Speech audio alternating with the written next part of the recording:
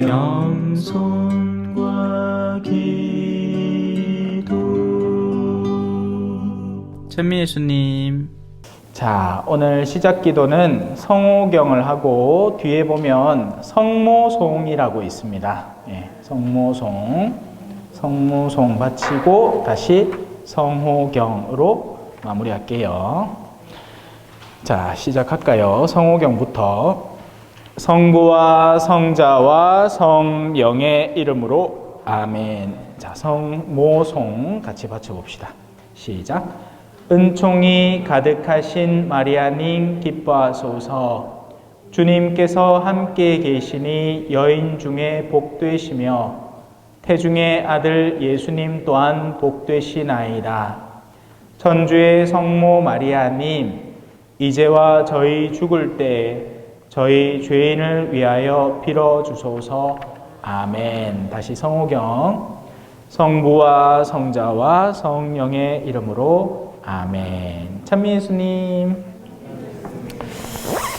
자, 오늘은 십계명 이제 본격적으로 한번 들어가 보겠습니다. 첫 번째 계명 페이지 89페이지. 교리서, 포근한 가정 교리서 89페이지. 자, 제목 같이 한번 읽어볼게요. 1. 한 분이신 하느님을 흠숭하여라. 다시 한번 읽어볼게요. 1. 한 분이신 하느님을 흠숭하여라. 네. 천천히 한번 읽어봅시다. 이 계명은 하느님께서 내 삶에서 가장 중요한 분이라는 것을 가르쳐 줍니다. 왜냐하면 그분은 지혜와 사랑으로 나를 만드셨고 창조하셨고 나의 아버지이시며 그분의 거룩하신 아드님으로 나를 구원하시고 성령으로 나를 거룩하게 만드시기 때문입니다. 창조, 구원, 성화. 자, 하느님은 뭐다? Only one. 하느님은 오직 한 분입니다. 예. 하느님은 몇 분입니까? 라고 물으면 성부, 성자, 성령 셈 이러면 안 됩니다. 하느님은 한 분, only one이에요. 예, 하느님 한 분이에요. 한 분 하느님이십니다. 그리고 위격으로는 세 위격을 가지고 있죠. 이 위격이라는 것은 페르소나. 페르소나의 원래 뜻은 이제 가면이라는 건데 사실 가면이라는 뜻을 그냥 그대로 쓰는 게 아니고 위격이라는 단어 그 자체를 쓰는 거예요. 그냥 위격으로는 성부, 성자, 성령으로 우리에게 드러나고 계시죠. 그리고 이 하느님은 창조하시는 분입니다. 성부의 고유한 역할이죠. 하느님은 창조, 아버지니까 낳는 거야, 아들을. 창조하십니다. 그리고 아들의 고유한 역할이라고 한다면 구원. 그리고 성령께서는 우리를 성화시키시죠. 거룩하게 만드는 겁니다. 그래서 이 역할을 담당하고 계시는 한 분 하느님이십니다. 한 분. Only one. 자, 하느님께서는 나에게 무엇을 바라고 계실까요? 하느님께서는 내가 그 무엇보다도 그분을 사랑하고 완전히 신뢰하기를 바라십니다. 하느님이 진짜 전능한 신이고 한 분 하느님이시라면 마지막 최종 목적지가 되는 겁니다. 그러니 모든 인간은 이 마지막 최종 목적지를 향해 가야 올바른 길을 걷게 되는 거죠. 이 얘기를 하는 거예요. 하느님께로 온통 다가설 수 있도록 해라. 근데 이게 쉬울까요? 안 쉽겠죠. 인간은 이 하느님이라는 분을 벗어나서 이제 제가 지난번에도 넌지시 말씀을 드렸지만 하느님이라는 분에게 도달해야 하는 목적지, 꼭 하느님이라는 이름 쓰기 싫으면 그냥 신이라고 해도 되고 창조주라고 해도 되고 이마도도 저마도 싫으면 그냥 God. 어렸을 때부터 우리 집은 가난했었어. G.O.D. 야야 이렇게 살아가고. 자, 근데 문제는 이제 이 하느님이 가진 고유한 뜻. 하느님은 완전한 선이시고 의로우신 분이기 때문에 그분의 뜻, 그것이야말로 우리 인간에게는 최종적인 목적지가 되어야 되고 그 뜻에 맞게끔 우리를 맞춰 나가야 올바른 거죠. 내비게이션이 가르쳐주는 방향을 우리가 맞춰 나가야 목적지에 잘 도달할 수 있는 거죠. 그런데 사람들은 저마다의 욕구라는 것이 용솟음칩니다. 그리고 그 욕구는 항상 올바른 뜻에 주파수가 맞춰져 있는 게 아니라 엉뚱한 대로 막 엇나가는 거죠. 그러면 이제 이 신이 필요 없게 되는 거예요.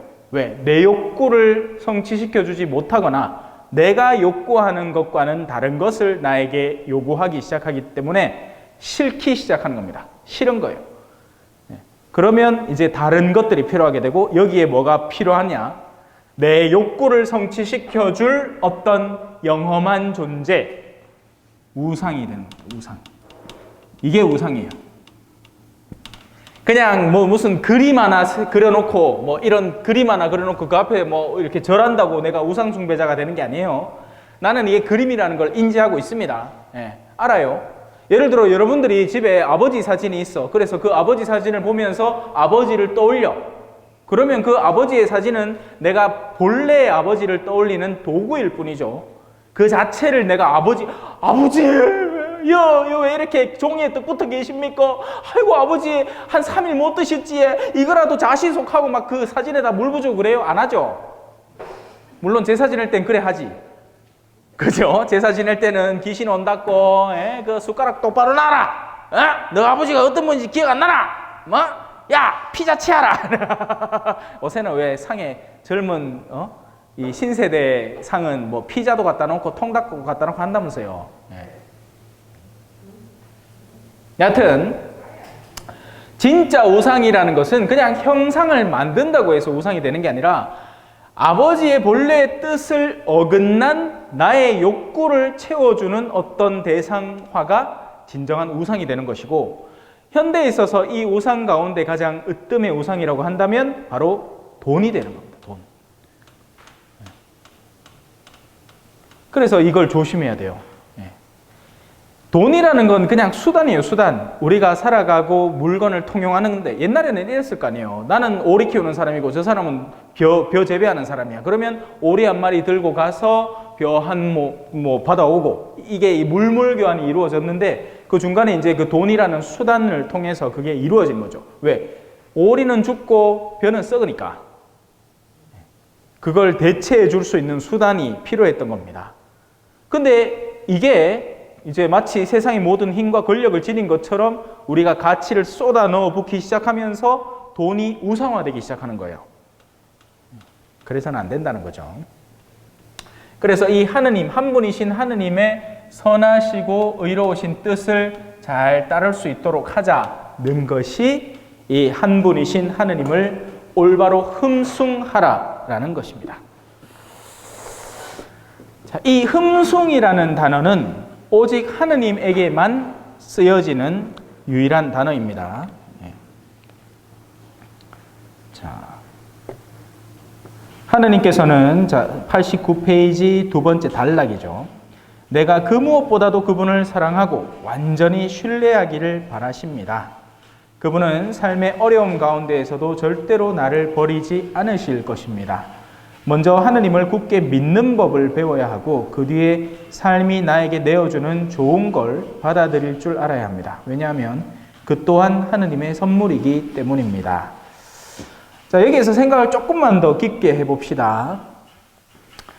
여기 이제 부모님이 계시잖아요. 그죠? 자녀들에게 무조건 좋은 것을 해준다는 의미가 자녀가 나 지금 이거 원해요 하는 그걸 족족 다 주는 것이 정말 좋은 것인가 하는 것은 여러분부터 압니다. 그렇게 해서는 안 된다는 것을 말이죠. 오늘 뭐 하고 싶어? 나 오늘 사탕 100개 먹을래. 아 그래? 아빠가 충분히 100개 사줄 수 있으니까 사줄게 라고 하는 아빠는 세상에 아무도 없습니다. 한두어 개 줄 수는 있어요. 아이고 그래 맛있게 먹어. 근데 2개 이상 먹으면 이도 썩고 몸도 비대해지니까 요거만 먹고 이제 엄마가 해주는 맛있는 밥 먹자. 그러면 애가 아 너무 좋아. 사탕 2개만 먹을 수 있어서 너무 좋아 하지는 않아요. 애기는 욕심에 사로잡혀서 따져 하는데 이놈 그때부터는 이제 엄하게 나가는 거죠. 저 시커먼 아저씨가 뭐라 한다 이놈 한다. 그죠? 예, 나는 그럴 마음이 전혀 없지만 예, 보통은 옆에 가만히 있다가 나는 죄인 되는 거예요. 그죠? 예, 엄마가 떠들면 저 아저씨가 이놈해? 그럼 그 아저씨가 나야. 나는 이놈할 의지가 하나도 없는데 어쩌겠어요. 그죠? 그렇게 훈육을 시키는 거죠. 하느님도 마찬가지입니다. 당신의 자녀들을 진정으로 사랑하는 그 안에서 하느님이 우리에게 바라시는 올바른 길,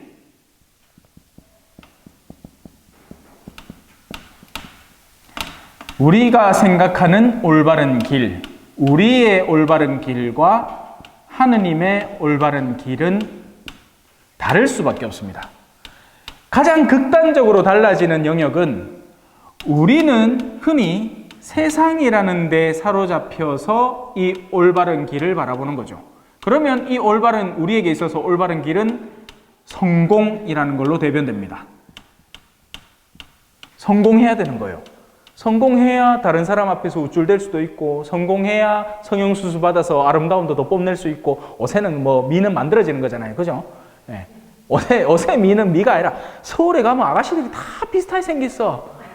두툼한 해가 쫙 땡기가 희한해. 네. 그러니까 그 모든 걸 아우르는 게 성공이에요. 성공입니다. 그래서 그 온갖 틱톡이니 인스타니 전신만신 이거를 어떻게든 담아내려고 자신은 오늘 화려한 레스토랑에서 맛있는 식사를 먹었다. 나는 아주 멋진 옷가게에 가서 이 옷을 구입했다. 이런 것들을 잔뜩 재는 겁니다. 시계, 롤렉스, 옷에도 롤렉스 차는지 모르겠다만은 시계 롤렉스에다가 이 자동차 키는 또 BMW 딱 쥐고 딱 핸들 잡고 이렇게 사진 한 방 빡 박아줘야 자랑할 게 생기는 거죠. 이게 전부 다 성공이라는, 세상에서 우리가 욕구하는 이게 바른 길이라는 길이에요. 하느님은 영적으로 우리를 이끌어갑니다. 세상의 모든 것을 다 얻더라도 결국 최종적인 장막이 하나 존재하죠. 뭐예요? 죽음이라는 겁니다. 그죠? 사람은 누구나 죽어요. 그러면 이 모든 성공들이 얼마나 허망하게 사라져 가는지, 얼마 전에 유아인이 그랬죠. 그죠? 네? 어처구니가 없네. 하는 그 연기 잘하던 아가 알고 보이길래 그게 다 약에 취해서 한 소리였던 거야. 네? 그러니까 그런 모든 세상에서 지니고 있던 게 이 죽음이라는 것을 통과하면 과연 무엇이 남을 것인가를 우리는 조금은 생각해 봐야 되는 겁니다. 하느님은 이 너머를 보시는 거죠. 왜냐하면 하느님은 영원을 지고 계시니까 우리가 영원히 올바른 길을 걸어서 나아갈 수 있는 영역으로 우리를 초대하려는 겁니다. 자, 여기서 이제 충돌이 발생하는 겁니다. 우리는 세상의 성공을 너무나 사랑하고 좋아하고 맛깔스러워 하는데 이건 누구나 다 똑같아요. 저도 신부지만 편한 게 뭔지 알아요. 저 남미 볼리비아 갈 때 에코노미석이요. 쫑기 갖고 옆에 또 살 이마에 찐 사람 떠 앉아가 찡기가 아씨 막 이래 가는 것보다는 배가 가는 게 100배 나. 그걸 모르는 사람 누가 있겠습니까? 세상에서 좋은 게 뭔지, 우리한테 더 쾌락적인 게 뭔지 저도 안단 말이에요. 네. 이건 누구나 다 좋아하는 겁니다. 그러나 이 초대라는 영역을 떠올리고 가기 때문에 어떤 때는 너 가난한 나라 가서 좀 살아야 되겠는데 해도 네 할 수 있는 거죠. 왜? 이 초대에 어떤 것이 담겨 있는지를 생각하기 때문입니다. 네 신부로 삶아 옆에 이쁜 아가씨도 없고 혼자 어떤 때는 어떤 본당에 가면 식간 자매도 없어갖고 혼자 밥 해먹고 빨래하고 오전에는 빨래하고 빨래 널고 말 넣고 이불도 이렇게 가끔씩 한 번씩 빨아갖고 또 혼자 널고 밥도 뭐 먹을지 한참 고민하다 밖에 나 아무거나 사 먹고 그래 살아야 지금 제가 그래 살고 있거든요. 마누라도 없이 누가 그걸 챙겨주지도 안 하고 또 누가 주면 또 얼마나 또 한꺼번에 많이 주는지 음식 다 쓱 내버리고 오늘 저녁 먹고 왔는데 또 음식이 쌓여있어. 그럼 내일 아침 뭐야지. 자, 그래 살래? 예! 와! 니 바보가? 아니요, 나 바보 아닙니다. 만약에 제가 제 능력치, 제 수능 성적을 그대로 따라서 세속에 살았으면 암만 못 가도 연고대는 갔을 끼고 아마 못 가도 어떤 뭐 최소한의 어떤 기업에 취직을 해서 지금쯤이면 연봉이 어느 정도 되는 삶을 유지하고 있겠죠. 계산이 없는 사람이 아니에요. 영적인 계산을 하고자 하는 사람인 거죠. 그래서 이 초대에 네 하고 응답하는 겁니다. 왜냐하면 그게 내 식별로는 올바른 길, 영원을 통해서 죽음을 넘어서 나아가는 영원한 올바른 응답의 영적인 길이기 때문이죠. 그래서 하느님은 우리를 이 길로 초대하는 분이에요. 그러니 인간의 원래적 육체적 욕구와 영적인 욕구가 충돌할 수밖에 없는 현실에 있는 겁니다. 이제 여러분은 세례라는 것을 통해서 이 초대의 가장 첫 번째 단계, 1단계, 하느님이 계신다는 것을 인정할래요? 라는 질문에 네 하는 수준인 거죠. 그리고는 시작이에요. 제가 아까도 얘기했지만 세례는 이제 시작입니다. 세례가 끝나는 게 아니에요. 세례는 이제 시작하는 거예요. 그래서 미사에 대한 훈련을 필요로 하는 거고요. 자, 여기까지 이해되셨죠? 앉아도 됩니다. 좀 이따가 지울게요. 하나님께 신뢰를 두기 위해서 무엇을 조심해야 될까요? 하나님에 대한 그릇된 믿음을 피해야 합니다. 자, 어떤 믿음이 그릇된 믿음일까요? 그분을 엄격한 아버지로만 생각하거나 내가 저지른 잘못에 대해 일일이 벌 주는 가혹한 심판관으로 생각지 말아야 됩니다. 왜 우리 한국 영화 중에 신과 함께란 영화 있죠? 예. 그게 우리 이제 일종의 전통적인 이 내세관을 다루고 있거든요.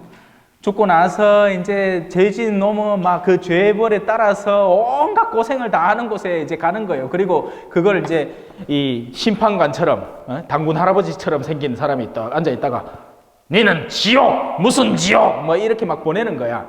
근데 이것도 재밌는 생각이죠. 하나님은 전능하신 분입니다.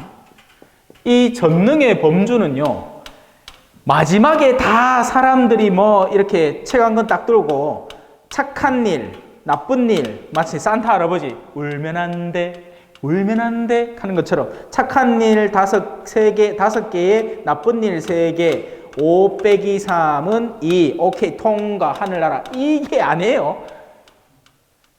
하느님은 이미 여러분의 영혼 안에 선존하고 있는 무게감을 따지는 겁니다.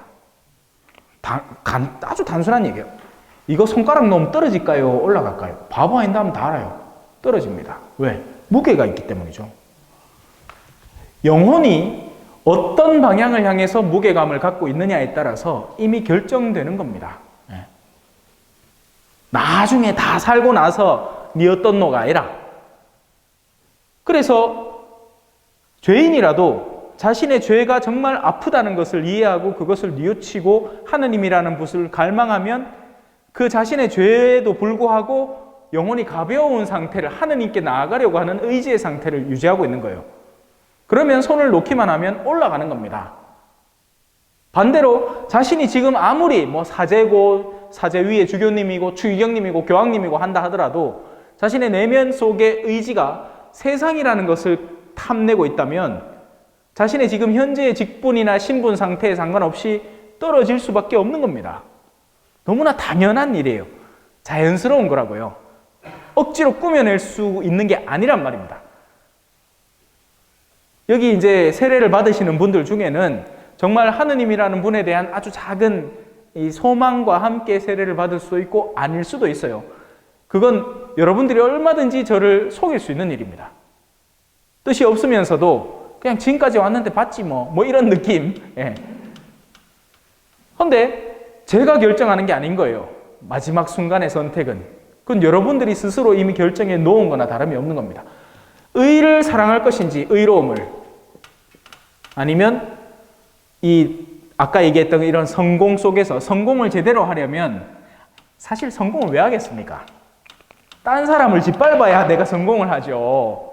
나도 잘 살고 니도 잘 살면 그게 무슨 의미예요? 나는 비행기에 딱 앉아가 마카다미아 땅콩을 딱 모아야 되고 없이 사는 사람들은 그냥 생땅콩, 티 같는 거 그거나 찍찍 까먹고 있어야지. 나는 그래야지 내가 성공한 게 의미가 있죠. 그래서 성공이라는 것 속에는 차별이라는 것이 은근히 내재되어 있는 겁니다. 다 똑같이 성공하면 성공한 게 의미가 없어. 내가 해외여행 갈 때 딴 아들은 그걸 보고 부러워해줘야 그게 성공이 되는 거지. 그렇다면 그 사람은 함께 살아갈 준비가 안 된 사람인 거예요. 다른 이와 내가 똑같이 기쁨을 누리면서 살 준비가 안 된 사람인 겁니다. 하느님의 진정한 의로움은 모든 일을 영원으로 초대하고 있거든요. 자, 너무 깊이 들어가지 맙시다. 이미 깊이 들어왔지만. 자, 그래서 하느님이라는 분을 그렇게 너무 엄한 심판관으로 착각하지 않도록 해야 됩니다. 하느님은 자연스러운 분이에요. 자, 하느님은 그런 분이 아니십니다. 물론 그분은 우리가 매일의 삶 속에서 선을 실천하기를 바라십니다. 그건 변함이 없지만 막 일거수일투족에 막 그렇게 하진 않아요. 자, 이제부터 조금 주의 깊게 들으셔야 되는데요. 1계명의 안에서 이 어떤 것을 주의해야 하는지. 자, 또한 다음과 같은 일은 피해야 됩니다. 마술. 자, 마술카니까 우리 김현우나 또 유명한 누구 있습니까? 누구요? 이은결. 그죠? 마술카마와 생각나는 거 있잖아.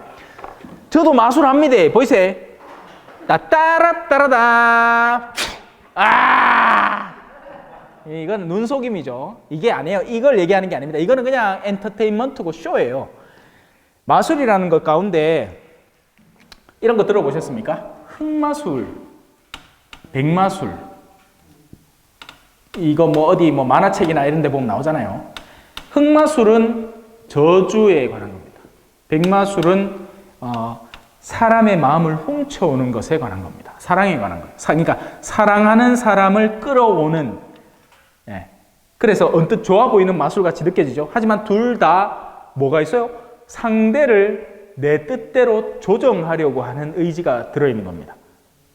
이제 이런 류의 것들을 이제 마술이라고 하는 거죠. 기이한 술. 그래서 이걸 누가 해주겠어요? 하느님은 우리 인간에게 자유를 선물해 주셨는데 그 자유를 제멋대로 꺾어버릴 수 있는 어떤 저주나 아니면 내가 마음에 드는 어떤 여성을 나를 사랑하게끔 조작하려는 그런 시도는 누가 도울까요? 악마가 도우는 겁니다. 더러운 영들이. 그래서 마술이라는 것은 그런 더러운 영에게 나를 열어 보이는 무서운 행위가 되는 거죠.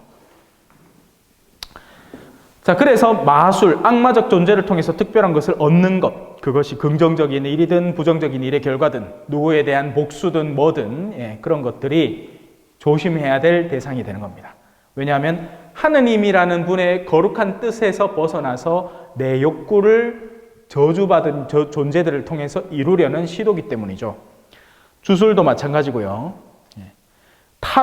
타로도 그런 줄 몰랐죠. 타로도 조심해야 됩니다. 특히나 이 젊은 분들이 지금까지는 몰라서 할 수 있었어요. 근데 그렇지 않단 말이에요. 이 신내림 받은 사람들 있잖아요.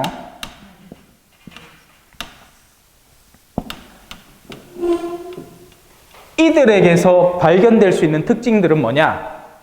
신내림이라는 그 잡신, 우리가 표현할 수 있는 잡신, 이 어떤 존재인지를 이해해야 됩니다. 한 80%는 그냥 자기 생각으로 사람의 어떤 심리 상태를 잘 분석해내서 적절한 결국엔 돈 벌기 위한 거죠. 여러분의 주머니에 있는 돈을 내한테 꺼내오기 위한 건데, 그러자면 여러분들이 충분히 동의할 수 있을 정도로 사람의 마음을 손을 쏙 빼놔야 되는데, 그건 기술로, 한 80%는 기술로 이루어집니다만, 진짜 이 신내림이라는 수단을 통해서 잡신을 같이 두고 그 영적인 이 교감 속에서 이걸 이루는 사람들이 있는데, 문제는 어디 있느냐? 이 신이 어떤 존재인가? 정말 이 신이 인간을 의롭게 혹은 이롭게 이끌어 갈 수 있는 능력이 있는 존재가 맞나? 라는 첫 번째 의문에서 우리는 크게 생각하지 않아요. 우리가 이게 진짜 웃기는 게, 가톨릭 신자인데도 아직도 이러고 있는 사람들이 은근히 있습니다. 정신 나간 사람들이에요. 적어도 저한테 교리를 받은 여러분들은 앞으로 절대로, 저는 이제 앞으로 만약에 여러분들이 이런 데를 스스로 자발적으로 찾아간다, 여러분들의 구원 자체를 저는 보장하지 않습니다. 각오하고 하세요. 타로나 뭐 어떤 점술이나 뭐 이런 걸 자발적으로 찾아간다? 저는 더 이상 여러분의 책임 없습니다. 손 털었어요. 왜냐하면 이만큼 강조해서 가르치는데. 자, 이 잡신의 특징이 뭐죠? 신내림 받은 사람이 그 잡신이 의도하는 대로 하지 않을 때 어떻게 합니까? 괴롭힙니다. 선한 의지의 영은 절대로 이런 짓을 하지 않습니다. 절대로요. 그렇다면 이 잡신은 뭐겠어요? 그 뒤에 뭐가 숨어 있는 겁니까? 악을 감추고 있는 어둠이 숨어 있는 겁니다. 자, 그러면 이 잡신을 통해서 뭔가 이롭고 의롭게 될 수 있을까? 절대로 되지 않습니다. 그러면 어떻게 하면 그들을 통해서 내가 뭔가 욕구하는 것을 이루게 되는가? 왜? 이 욕구하는 것을 지금 이루고 나면 이 사람은 더한 어둠으로 스스로를 함몰시킬 가능성이 강하기 때문입니다. 그리스도인은 자유로운 존재예요. 하느님은 우리에게 자유를 선물해 주셨어요. 그 말은 뭐예요? 동서남북 어디로도 다 갈 수 있다는 겁니다. 동, 서, 북, 남. 근데 이런 데가 뭐랍니까? 동쪽으로부터 오는 사람을 조심해라 라든지, 서쪽으로부터 오는 귀인을 기다려라. 뭐 보통 이런 거예요. 보자. 집에 문제 많네. 자식이 괴롭히지. 자식 안 괴롭힌 사람 아무도 없습니다. 어떤 식으로든지 자식은 우리를 괴롭게 만들어요. 아니면 창문 열면 밖에 산 보이지. 요새 우리 한국에는 창문 열면 산이 다 보입니다. 뭐 그런 식이에요. 그런 식으로 해서 우리의 마음을 한 군데로 사로잡아 버리는 거죠. 그러면 우리가 스스로 자유를 포기하게 만듭니다. 한 측으로 몰입하게 만드는 거죠. 그렇게 해서 얘가 어느 정도 따라오는지를 보고 난 뒤에 이제 더 깊은 구렁이로 넘어뜨리는 겁니다. 사기꾼들이 그렇죠. 15% 이율을 준다. 그래서 상품권 100장 사니까 나중에 115장을 주더라. 이거 한 3번 정도 합니다. 그러면 넘어가요, 이미. 그때부터는 어떻게 하느냐? 이건 진땡이다. 내가 벌써 한 3번을 그렇게 해서 15만 원씩 해갖고 총 45만 원을 벌었다 이거야. 이제 친척, 일가 친척, 친구 다 해가 야 1,000만 원만 투자해라. 야, 이거 진짜 믿을만 하다고. 그러면 그때 이제 싹 손 털고 가죠. 제가 남미에 있을 때 반딜레로라는 이들이 있습니다. 반딜야에 참여하는 이들을 반딜레로. 조직이라는 이야기예요. 조직, 깡패. 야들이 많은데 보호를 선물해 주죠. 학교에서 나는 그냥 평범한 학생이야. 근데 이 조직이 내 뒤에 서 있으면 내한테 힘이 생기는 겁니다. 힘과 권력이 생기는 거죠. 근데 그렇게 그냥 그걸 선물해 주느냐? 아니겠죠. 자신의 조직에 서서히 들어오고 함몰되게 하기 위해서 도전거리를 하나씩 줍니다. 하나는 신호등 깨부숴. 그러니까 공공기물 파손. 그러면 공범으로 이미 같이 엮여들어가기 시작하죠. 처음엔 낮은 단계들의 범죄입니다. 길 가다가 어디 차 사이드 미러 하나 깨부숴. 이런 식으로 해서 이제 어디까지 하는지, 아니면 학교에서 아무 상관도 없는 친구 가갖고 죽탱 한번 날려봐. 이렇게 해서 한 개씩 단계씩 하다가 나중에는 더 이상 도망갈 수 없고 부정할 수 없는 어떤 범죄에 동참시킵니다. 성폭행을 시킨다든지 아니면 실제 살인을까지 하게 하는 거죠. 그러면 얘는 더 이상 도망가지 못하는 거예요. 이런 식으로 구속하는 겁니다. 자유롭게 느껴지지만 내가 내 조직 안에서 내가 생활하니까 나는 이제 나를 괴롭힐 사람은 없고, 내가 뭐 삥을 뜯더라도 나 이미 이 카스타드 한 개 있지만 한 개 더 줘! 하면 내 뒤에 이제 친구들이 있어요. 나는 힘이 적고 이 친구한테 당해낼 수 없지만 내 친구 한 3-4명 모이면 나는 힘이니까 내놔! 하면 모든 것을 마치 내가 내 뜻대로 하는 듯이 나를 느끼게 만들어주지만 결국에 어떻게 한다? 자유를 구속하는 거예요. 여러분들을 죄의 종의 상태로 만드는 거예요. 이렇게 하는 이들이 뭐다? 전부 다 이쪽 계열인 겁니다. 다 하로건, 온갖 잡신이건, 사주건, 점이건, 심지어는 장명소도 비슷해요. 언뜻 철학인 것처럼. 철학은 무슨 철학? 제가 배운 철학은 그 철학이 아니에요. 제가 배운 철학은 논리학, 수사학, 뭐 A는 B, B는 C, 그러면 A는 C. 이게 논리학이죠. 이게 철학이에요. 말로써 하는 수학이지 무슨 개똥 철학이 아닌 겁니다. 그리고 우리의 유교 사상도 철학이에요, 철학. 근데 여기 철학은 몇 날 몇 시에 딱 태어나면 그때부터 운명이 빵 정해져가지고 뭐 이렇다는 거죠. 또 이름을 잘지 마.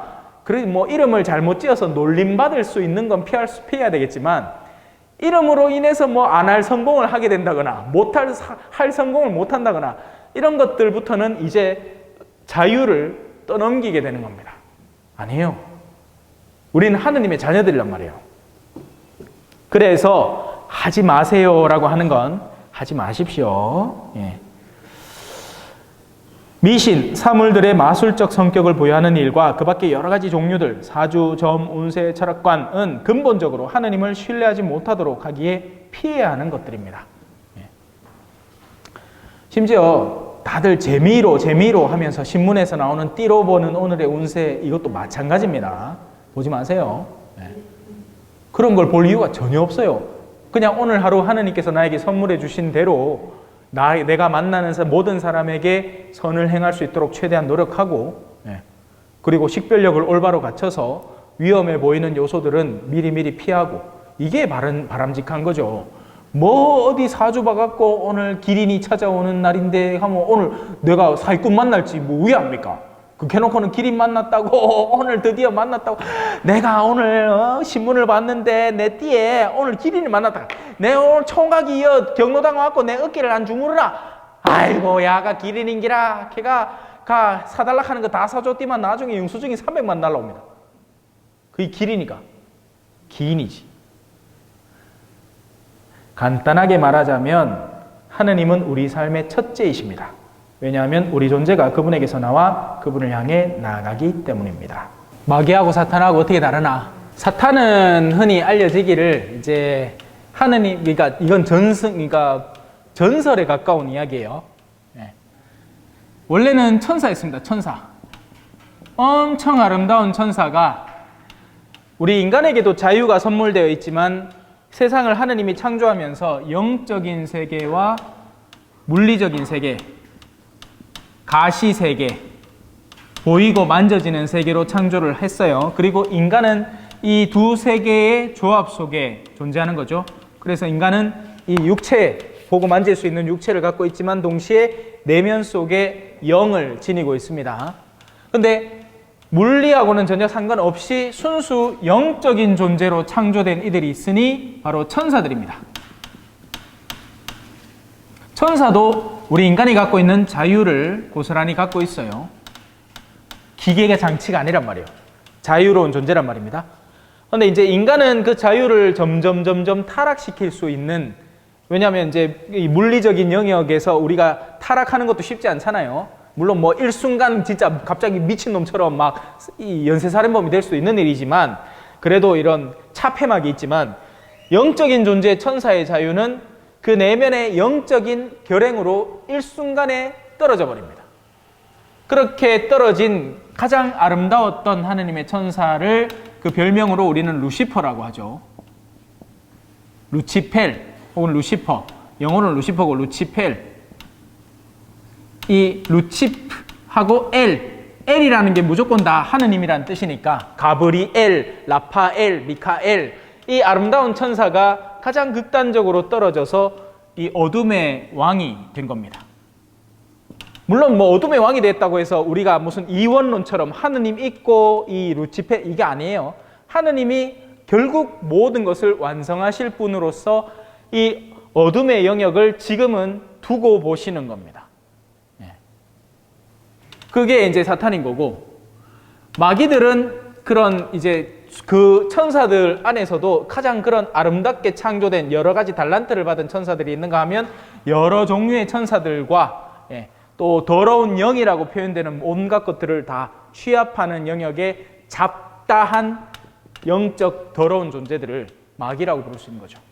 뭐 한국 같은 환경에서는 귀신이라고 부르는 것들, 그런 것들이 바로 돌아다니는 더러운 영인 겁니다. 성경에도 나와요. 그 더러운 영, 우리가 인간이라는 게 영혼 안에 절대로 못 들어옵니다. 그러면 어떻게 들어오느냐? 내가 손을 열면 들어오는 거예요. 내가 내 문을 열면 그들이 들어오기 시작합니다. 그 문을 여는 수단이 두려움입니다. 두려움. 그래서 다 공포영화가 그렇게 만들어지는 거잖아요. 악마는 두려움이라는 것을 쓰는 겁니다. 그 두려움을 이겨내는 건 믿음이죠.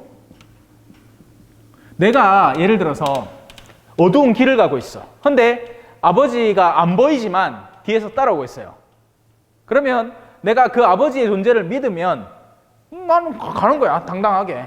앞에서 뭐가 좀 소리가 나도 아버지 괜찮아요? 괜찮다. 오케이. 가는 거야. 근데 아버지가 따라오고 있는데도 그걸 망각하고 모를 때는 이제 모든 것이 두려움으로 변하기 시작하고 그 두려움이라는 통로를 써서 이제 더러운 영들이 역으로 들어올 수 있게 되는 겁니다. 그 더러운 영들, 마귀들이. 그리고 이 사탄과 마귀 역시도 하느님의 컨트롤, 통제 하에 있습니다. 그래서 영혼의 수준에 맞는 마귀들이 그들을 겨우 괴롭힐 수 있어요. 그러니까 내가 도저히 저항할 수 없는 수준의 어떤 영적인 이 괴롭힘을 당할 수는 없도록 통제되어 있습니다. 왜냐하면 그러면 나의 자유가 말살되는 거잖아요. 그죠? 근데 이 구멍을 우리가 서서히 열어가는 겁니다. 그리고 그 두려움을 우리가 스스로 초대하는데 바로 그런 사주, 뭐 이런 것들이 이걸 깨부수는데, 나의 영혼의 영역을 깨부수는데 작용을 하는 거죠. 그리고 이제 그게 그 가장 수단으로는 속임수가 있습니다. 속임수. 마귀의 별명은 사탄의 별명은 거짓의 아비예요. 거짓의 아비. 성경에서 이 동물적인 표현으로는 뱀으로 표현되고요. 창세기에 왜 뱀이 하와를 꼬시잖아요. 거짓말로. 야, 먹어도 돼. 괜찮아. 야, 하느님이 너희한테 거짓말한 거야. 너희가 먹으면 하느님보다 더 똑똑해질 거야. 그러니까 먹어. 이런 식으로 이제 거짓을 통해서, 속임수를 통해서 우리 스스로의 문을 열게 만들고, 그리고 자신들이 그 안을 이제 장악하면 소위 말하는 이제 빙의라는 영역이 시작되는 겁니다. 어떤 때 보면 사람이 눈알이 돌아가는 때가 있어요. 이게 정상적인 사람의 지금 상태가 아니라는 느낌을 받을 때가 있습니다. 어떤 사람이 정말 과격한 폭력이나, 그러니까 격분이라고 표현하죠. 격분 같은 것에 사로잡히면 이 눈이 시커매지는 게 있습니다.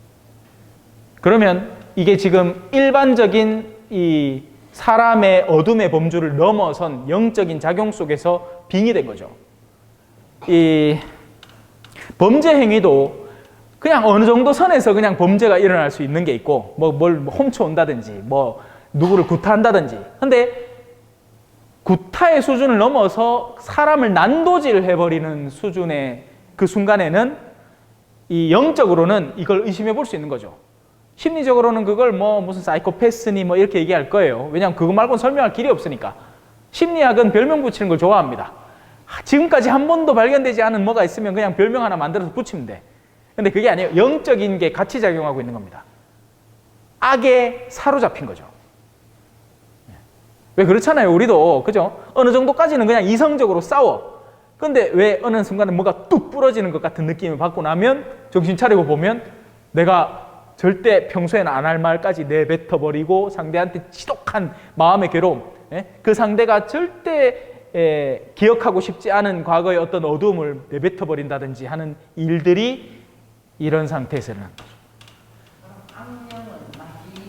거죠. 이거 다 비슷한 거예요. 악령, 마귀, 더러운 영. 그러니까 그 영적 존재들인 겁니다.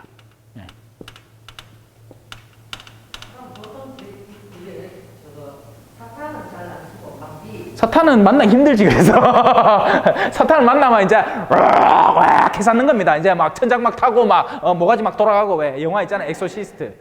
그 급쯤 되는 거지. 예. 그거는 베드로가 사탄이라는 게 아니라 지금 베드로가 가장 이 하느님의 여정을 조력하고 그리스도를 아는 상태에서 해야 되는데 이제 그 반대의 입장에 있기 때문에 그렇게 부르면서 경각심을 불러일으키는 거죠. 베드로가 사탄이면 안 되지. 그건 안 되지. 자, 그냥 이거는 그러려니 하고 들으시고 교양입니다. 근데 이 영역은 실제로 많이 일어나는 부분. 일상적인 영역 속에서도 우리가 지나치게 화를 내거나 아니면 지나치게 어떤 욕구에 빠져들 때 선을 넘어서 하면 안 되는 짓들을 해버리죠. 그리고 어둠은 점점 누적돼 가는데 아무리 어둠이 누적돼도 의지가 동의하지 않으면 넘지 않을 선이 있는데 그걸 넘게 만드는 속임수가 바로 더러운 영들이 우리에게 하는 영적 작용인 거예요. 성령은 우리를 거룩한 쪽으로 이끌어가는 거고 더러운 영들은 우리를 거기서 떼어놓는 작업을 하는 거죠. 자, 2는 그러니까 계명 2는 뭐 그냥 교양으로 알아두셔도 될 법한 부분입니다. 자, 천천히 한번 읽어봅시다. 제목 시작. 2. 하느님의 이름을 함부로 부르지 마라. 한 번 더 읽어봅시다. 시작. 2. 하느님의 이름을 함부로 부르지 마라. 사실 한국에서 이 하느님의 이름을 함부로 하느님이라는 이름 자체가 중요한 게 아닙니다. 뭐 제가 교리 초반에도 설명을 드렸지만 우리 가톨릭의 하느님은 하늘, 그러니까 이 하늘이라는 건 제가 아까 설명드린 영적 영역에 계신 님이라는 말이죠. 개신교는 뭐라고 합니까? 하나님. 이거는 한 분이신 한님, 하나님을 말하는 거예요. 그리고 이 둘 다 똑같이 뭐죠? 가시죠. 영어로 쓸 때는 항상 대문자로 G를 써야 하느님을 서술하게 되는 거고, 스페인어로는 디오스, 어디서 많이 들은 단어죠. 냉장고 이름입니다. 그죠? LG 디오스. 신입니다. 참 별의별 때 신이라는 이름을 다 붙여요. 그죠? 그리고 뭐 그리스어로는 테오스, 그래서 이 번데기, 이걸로 시작됩니다. 또 뭐 야훼, 여호와, 이 말은 여호와, 야훼, 이게 둘 다 똑같은 말이에요. 단지 히브리어는 자음만 있어서 그 자음에 어떤 모음을 붙이느냐에 따라서 여호와도 되고 야훼도 되고, 그래서 할렐루야도 되고 알렐루야도 되는 거예요. 개신교에는 흔히 할렐루야라고 하고 우리는 알렐루야 하고, 그 둘 다 똑같은 뜻이에요. 똑같은 말이고. 근데 그 묵음을 할 것이냐, 그걸 발음을 할 것이냐, 거기에 따라서 달라지는 거죠. 그러면 이런 이름들을 부르지 말라는 뜻인가? 이름은 뭐라도 갖다 붙여도 되고 그냥 신이라고 해도 되고, 그죠? 창조주, 뭐 전능한 분, 뭐 그게 아니에요. 자, 제 이름 아까 적어드렸죠. 마진우입니다. 그럼 제 이름이라는 건 다른 사람에게도 얼마든지 쓰일 수 있는 이름이에요. 근데 그게 아니죠. 저에게서 교리를 받고 나간 사람이 정말 뭐 엉뚱한 짓을 하고 있다. 그러면 그건 다른 진우의 이름을 더럽히는 게 아니라 저라는, 제가 지금 맡고 있는 본당에서 주임사직을 하고 있는 저라는 사람의 이 교리에 대한 것을 무산시키는 행위가 되는 거죠. 그게 이름을 더럽히는 행위가 되는 겁니다.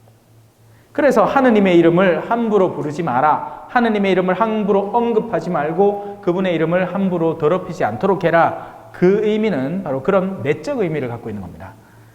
자, 이 계명은 내가 말하는 것을 지키지도 않으면서 하느님의 이름을 언급해서는 절대로 안 된다는 것을 가르쳐 줍니다. 하느님의 이름을 맹세를 하거나 약속을 하는데 사용해서는 안 됩니다. 모르겠어요. 이거를 한국적인 환경에서 누가 이렇게 할지는 모르겠지만 제가 하는 선에서는 이렇게 하는 친구들은 거의 없어요. 니 진짜 맹세하나? 내 하느님한테 맹세한다. 이거는 뭐 천주교 주일학교 안에 애들이나 그런 얘기를 할까? 예, 이거 하는 사람 없죠. 예. 뭐 우리는 이제 흔히 이거 들어보셨습니까? 차마 사제 입으로 얘기를 못하겠다. 예. 엄마를 욕되게 하는 표현이에요. 예. 자, 왜 하느님의 이름을 사용하면 안 될까요? 왜냐하면 이름이란 그 사람이 누구인지를 가리키는 것인데 하느님께서는 거룩하신 분이시기에 그분의 이름도 거룩하기 때문입니다. 맹세한다는 것은 무엇인가요? 맹세한다는 것은 하느님을 증인으로 내세우는 행위입니다. 그래서 하느님의 이름을 걸고 맹세하는 일은 언제 일어나느냐? 수도자들이 이제 수도자들이 서원이라는 걸 합니다. 서원. 허원이라고도 표현해요. 허원. 이거 뭐 약속을 한다는 거예요. 예. 그래서 이 서원, 허원은 유기 서원이라는 게 있습니다. 그러니까 기간을 갖고 있는 어느 시기부터 어느 시기까지 기간을 갖고 있는 유기 서원. 그리고 그 다음에 있는 게 뭐겠어요? 종신. 평생을 하느님을 섬기도록 약속합니다 하는 종신서원. 그래서 이제 이 유기서원은 이 훈련받는 기간 동안 내가 수사로서 우리 수도의 이름을 더럽히지 않도록 살겠습니다 하는 약속을 하는 거고요. 종신서원은 이제 평생을 내가 하느님을 믿고 섬기면서 따르겠습니다 하는 약속을 하는 겁니다. 그게 종신서원이에요. 근데 이제 하고 나서도 옷 벗는 경우가 셌죠. 옷에는 유혹이 하도 많아갖고 신부님도 옷 벗고 수도자도 옷 벗고. 그러니 여러분들이 의해야 되겠어요? 기도를 많이 해주셔야 됩니다. 예. 젊은 청년이 맨정신으로 갈 수 있는 길이 아니라. 자, 맹세한다는 것은 하느님을 증인으로 내세우는 행위입니다. 이런 일을 해서는 안 됩니다. 왜냐하면 세상의 일들은 하느님의 드높은 영역에 있지 않기 때문입니다. 하느님의 이름으로 맹세하는 일이 가능한 경우도 있는가요? 그렇습니다. 하지만 매우 엄중하고 신중한 경우에만 그렇습니다. 예를 들면, 근데 이제 이런 건 한국에서는 일어나지 않아요. 미국의 법정이나 대통령이 될 때 In God we trust라고 달러에 적혀 있죠. 아예.